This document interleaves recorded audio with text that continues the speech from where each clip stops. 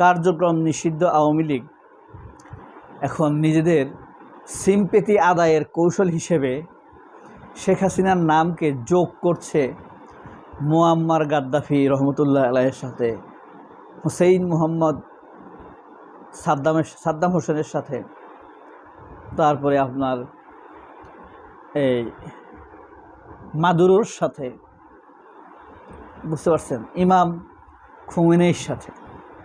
তো যাতে মানুষ তাদেরকে বল, আহা, খুমেনিকে যেভাবে রাষ্ট্রচ্যুত করছে সেভাবেই শেখ হাসিনাকে তাড়াইছে। এই জিনিসটি মানুষের মুখ দিয়ে বের করা, একটু সহানুভূতি জাগানো। আচ্ছা, এই খুমেনিকে কিভাবে হত্যা করেছে আপনারা কমও যাদের বয়স কম তারাও তো জানেন, দেখেছেন। 11 সালেই তো গাদ্দাফিকে হত্যা করা হলো, তাও তো অনেকে দেখেছেন। প্রেসিডেন্ট সাদ্দামেরকে কীভাবে হত্যা করা হয়েছে আপনার সেটা স্বচক্ষে না দেখলেও আমরা তো পত্রপত্রিকায় দেখেছি, তাই না? মাদুরো থেকে শেখ হাসিনা মাদুরোকে তাদের বাড়ি থেকে তুলে নিয়ে গিয়েছে আমেরিকা, মধ্যরাতে ঘুমন্ত অবস্থায় প্রাসাদ থেকে তুলে নিয়ে গিয়েছে। আপনারা শিল্পী পাশার কথা শুনেছেন? এই যে জুলাই যোদ্ধাদের অনুষ্ঠানে গান গেয়েছিল, মিনিমাম গানও যদি এই মেয়ে থাকতো তো এই মেয়ে চ্যাট জিপিটিকে জিজ্ঞেস করতো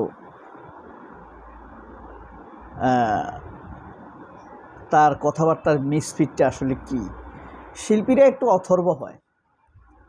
আপনি সব শিল্পীকে 80 ভাগ বোরের মতো মাপা যাবে না, এত ইন্টেলেকচুয়াল না সবাই, এত শার্প না ব্রেন, বা সব শিল্পী তো রাজনৈতিক সচেতন না। আপনি গাদ্দাফিকে মারার জন্য আমেরিকা একাধিকবার তার বাসায় বম্বিং করেছে, কয়েক বছর যাবৎ এই ষড়যন্ত্র চলেছে। হ্যাঁ, কিন্তু গাদ্দাফি কি পালিয়েছে? পালায়নি। এই বিদ্রোহীদেরকে বিলিয়ন বিলিয়ন ডলার খরচ করেছে, এবং এই বিদ্রোহ হিলারি ক্লিন্টন নিজে মনিটরিং করেছেন পররাষ্ট্রমন্ত্রী হিসাবে। তাইলে বুঝেন কোন লেভেলের ঘটনা সেখানে ঘটেছে। গাদ্দাফিকে সরাতেই হবে।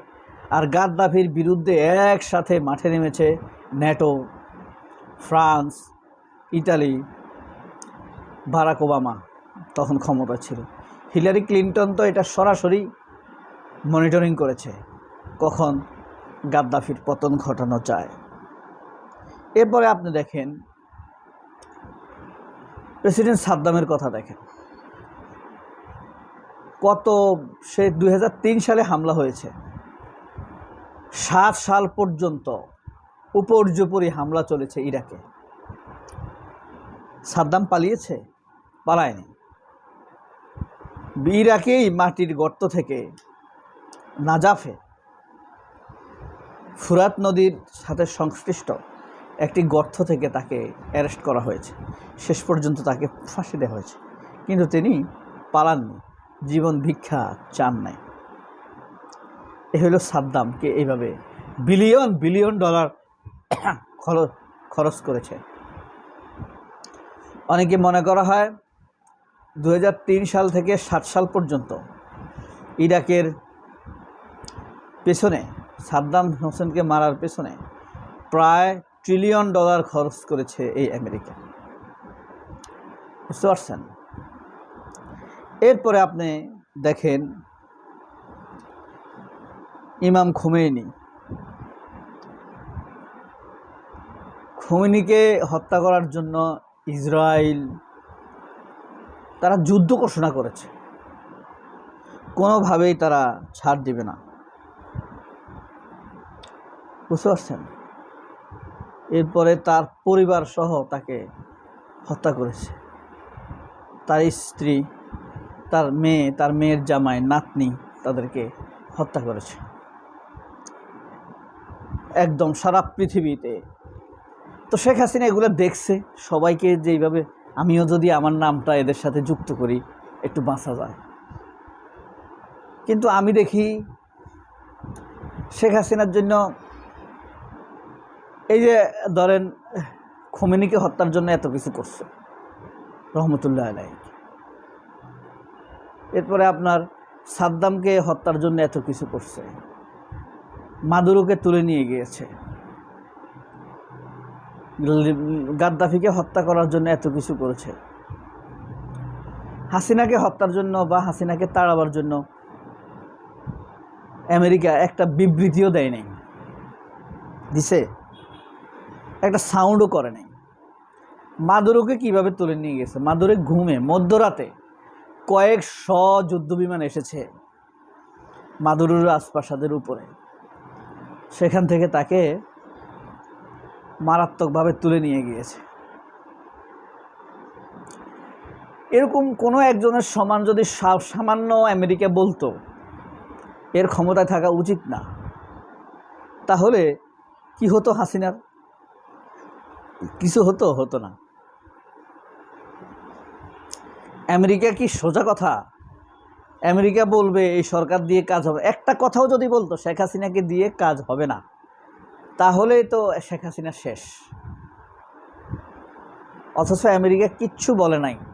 এখন শেখ হাসিনা নিজের ছবি তাদের সাথে যুক্ত করে কান্নাকাটি করতেছে, আবার সেই দেশের সিম্পেথি নিয়ে সে ক্ষমতায় আসতে চাচ্ছে। কি শেম, কি নেগেটিভ ফেম। হ্যাঁ, what a clever are she is, what a clever she is, Hasina और হাসিনা ইজ। এত চালাক, এত চালাক আমাদের প্রধানমন্ত্রী হওয়ার দরকার নাই, আমাকে একটু সৎ হইলেই হয়। এত কুটিল ফুটিল চালাক লোক আমাদের প্রধানমন্ত্রী হওয়ার কি দরকার? তো শয়তানদের ভোট দিয়ে জাতির ভাগ্য নষ্ট করার কোনো অর্থ আছে? আমরা তা কখনোই করব না। শেখ হাসিনার এসব চালাকি এই কারণে আমরা বুঝি।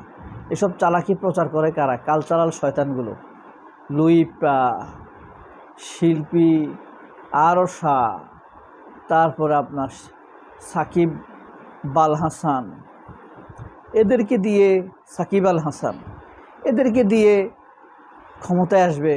সাকিব আল হাসান আবার ওই আমেরিকা গিয়ে বসে আছে, তুই আমেরিকা থেকে বাইরও, তারপরে আমেরিকার বিরুদ্ধে বলিস, তাই না?